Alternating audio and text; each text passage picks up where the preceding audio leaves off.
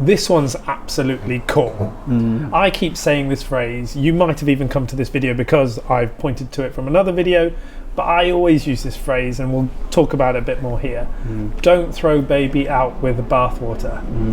Now, we take for granted that everyone will understand these phrases that we use in Britain, but the audience is international, so you might not. Interestingly, I found out it's actually not even a British phrase.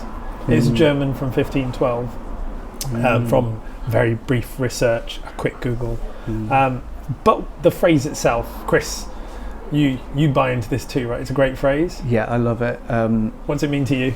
Well, I'm just thinking of people on social media just sort of fighting amongst themselves, and they just latch onto one point and can't take the other side's argument or take anything on board. Exactly. It's about the polarization, isn't it? Polarization. So I think the to dissect the phrase a bit more, back in those days when you were bathing baby, it would be in a metal tub. And the idea that you're trying to chuck the water out into your garden but don't throw baby with it.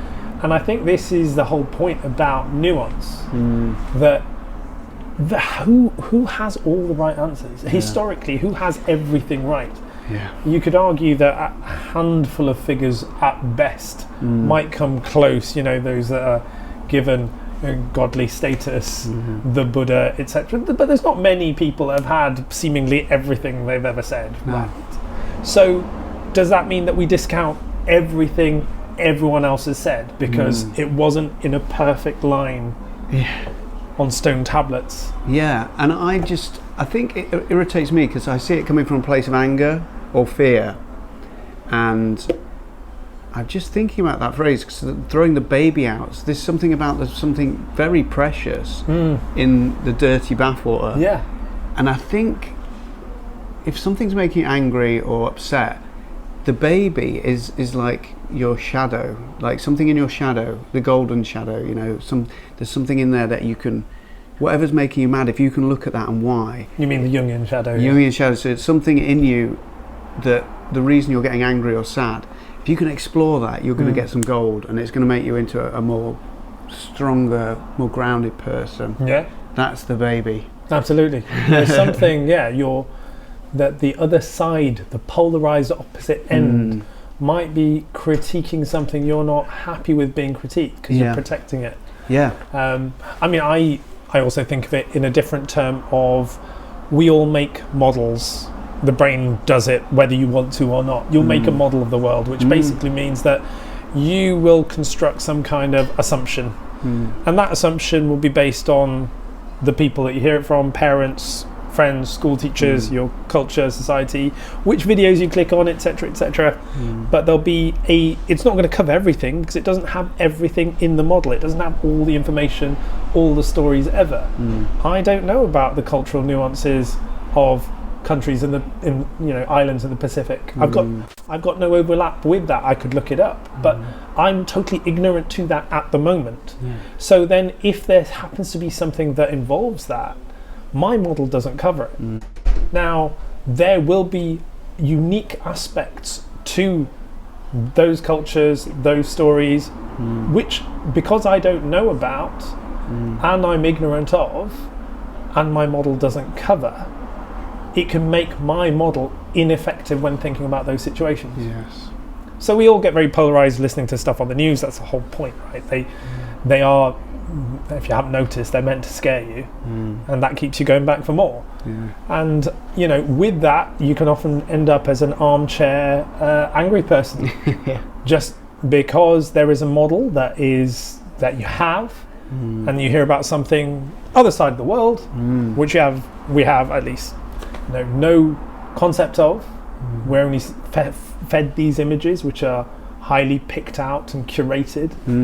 And then we use our model to try and justify things. Well, I'm feeling uncomfortable seeing this amount of suffering in the world. Here's my model to explain it. And whenever that model comes in under threat, well, I'm going to get very angry about that, because that means I don't understand the world fully. And maybe I'm doing things wrong. And maybe someone's angry at me and I'm not. Exactly. But there's all these ifs. All these assumptions. Yeah, I totally get that. And my fear is that people get less tolerance. The more you use your phone and social media, you can be in your little world, and there's less social interaction, and there's less tolerance for other people's different opinions, just because you've been given this stream of information and stuff that you want. And so when something, or Netflix, and when you can't have what you want, or you have to disagree with someone, you've just not got the tolerance. But it's the tolerance, not just for them, it's about tolerance in your body to handle not being pushed off by something that you disagree with. You know, if you've got a low tolerance, you're just you can be very snappy and angry and easily triggered by stuff. So and in that comes a chance to learn and expand your model. Say, oh well, actually I was wrong, my model didn't take this into account at all. Maybe I could open it up and learn something differently, so I'm not as triggered about it in the future. It's an opportunity. But there's so many ways, and I think if you come back to this idea that anything you've ever, the likelihood is that the representation you've made in the world that you might have been handed by people around you, the fact that it's just simply not going to cover all of what's happening in the world and existence and in physics. Well, we can't know it all.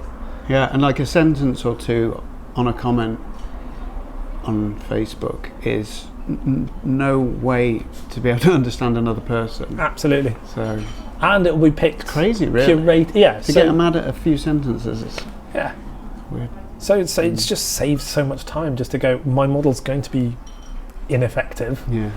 When I find a situation where actually I have thrown baby out with the bathwater, maybe that's the time to just re-examine it all, improve the model. And if I'm not getting angry about it, then I've saved myself a lot of time. And it's not about, and it's also not about the other person or the other situation. It's about you this way. You're working on yourself and increasing that tolerance and stability. And increasing your learning, increasing what you didn't know before, because it's not just okay to be wrong.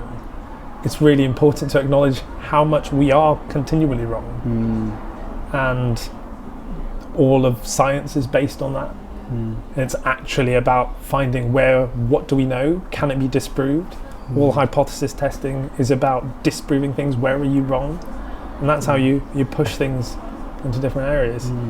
So expanding on this is a core one, so I will keep just using this phrase. But don't throw baby out with the bathwater. We found some other ones with quick ChatGPT.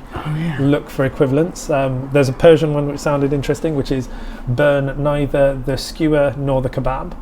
That's interesting, isn't it? And there's a Japanese one which I think is talking more about perspective, which is focus too much on the tree and don't see the forest. But they're all examples of missing the bigger context or missing the nuance. And if you find yourself in a polarized situation, holding on desperately to something and just not letting any other views in, then it might be a sign. Stop burning the kebab. Take it out the fire. Exactly.